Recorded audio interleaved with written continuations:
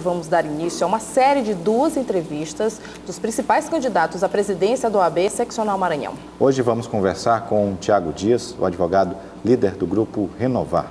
Boa noite, seja bem-vindo ao Maranhão Acontece. Nós teremos nosso tempo de entrevista de 7 minutos e eu começo perguntando qual seria o ideal, a proposta ideal do candidato nessas eleições da OAB Maranhão. Boa noite, Hugo. Boa noite, Daniela. Boa noite, telespectadores. Nossa proposta principal é reaproximar a OAB do dia a dia dos advogados do Maranhão. É fazer com que a OAB volte a estar próxima da defesa de nossas prerrogativas, a torne eficiente, célere e eficaz acima de tudo. Nossa pauta principal é lutar pela valorização da classe. Infelizmente, a advocacia passa o que eu tenho denominado pela mais grave crise de valorização de sua história. E nós precisamos de medidas urgentes e eficazes que resgatem a valorização do advogado, que o capacitem, que auxiliem os jovens advogados na inclusão no mercado de trabalho e, acima de tudo, que defendam suas prerrogativas de maneira séria, eficiente e firme. O exame da ordem é uma das discussões em todo o país. Como que o senhor vê essa discussão toda? O exame de ordem é essencial à sociedade brasileira. Eu sempre tenho dito que a manutenção do exame de ordem, isso não é uma necessidade da advocacia, isso é sobretudo uma necessidade da sociedade. Os advogados, eles lidam com direitos essenciais. Nós lidamos com direito à liberdade, com direito ao patrimônio, com as relações socioafetivas, com as relações familiares, e são questões muito importantes. E o mínimo que se espera, o mínimo que o advogado tem que estar é preparado para poder corresponder quando for procurado por algum cidadão.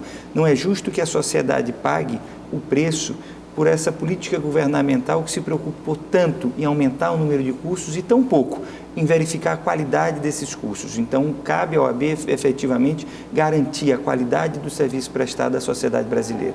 O senhor acredita, na sua avaliação enquanto candidato, o desempenho da OAB Maranhão em relação à OAB Nacional?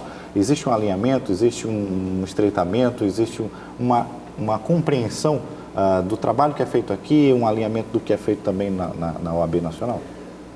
Há uma vinculação, o único alinhamento que eu vejo em relação à OAB local e à OAB federal é que ambas hoje têm questões, têm vocação política, e isso é exatamente tudo contra o que nós temos lutado e nós temos combatido de forma muito dura.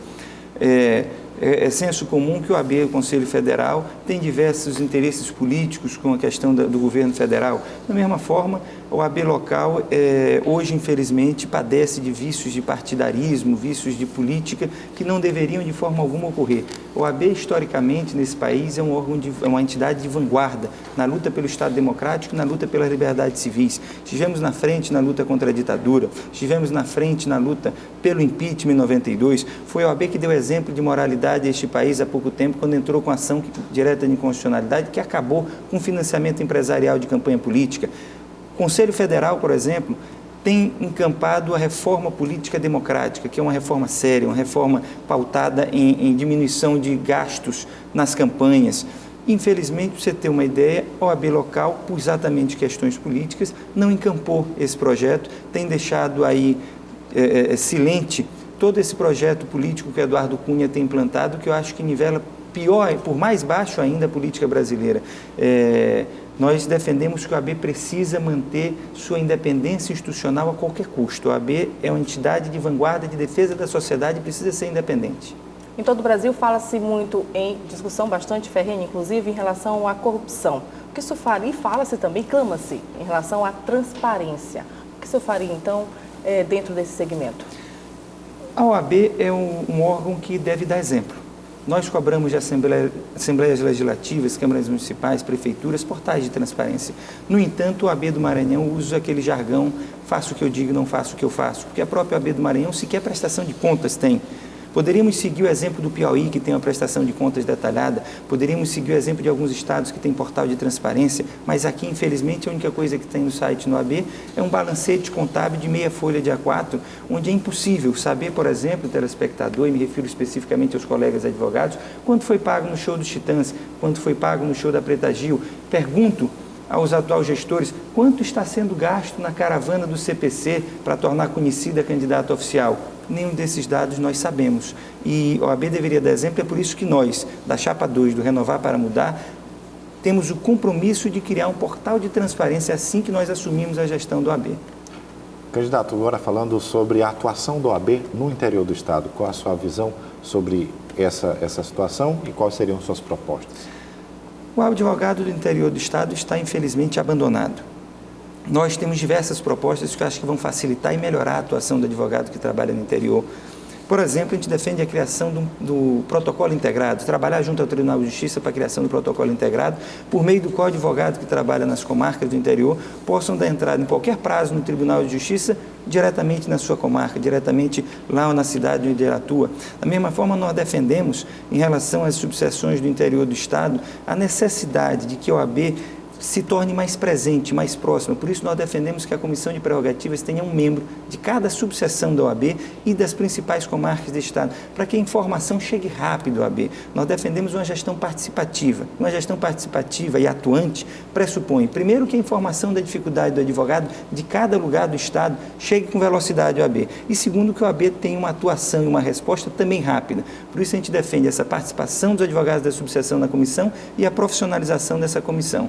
Em relação a alguns aspectos que são mais peculiares ao interior do Estado, lá a gente vê muito no interior do Estado a questão do advogado dativo, que está sem receber pagamento desde 2009. São os honorários? São os honorários daqueles advogados que atuam para quem não tem, nas comarcas onde não tem defensoria e precisa de um defensor público.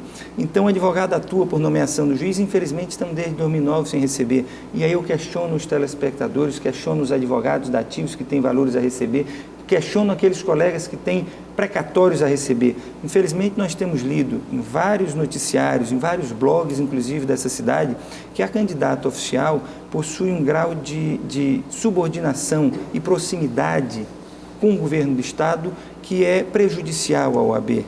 Nós temos, por exemplo, nos blogs que ela tem diversos parentes apadrinhados no poder estadual, e isso nós não podemos concordar. Precisamos da independência do OAB para que ela trabalhe em prol dos advogados do Estado. Candidato Tiago Dias, líder do grupo Renovar, candidato à Ordem dos Advogados do Brasil, secção do Maranhão. Nosso muito obrigado pela sua participação. Eu que agradeço a oportunidade de poder conversarmos e debatermos sobre as dificuldades da advocacia do Maranhão e peço aos colegas que nos assistam um voto de confiança. No próximo dia 20, vote na renovação de ideias, de propostas e de valores. Muito obrigado. Obrigada, boa noite. Boa noite.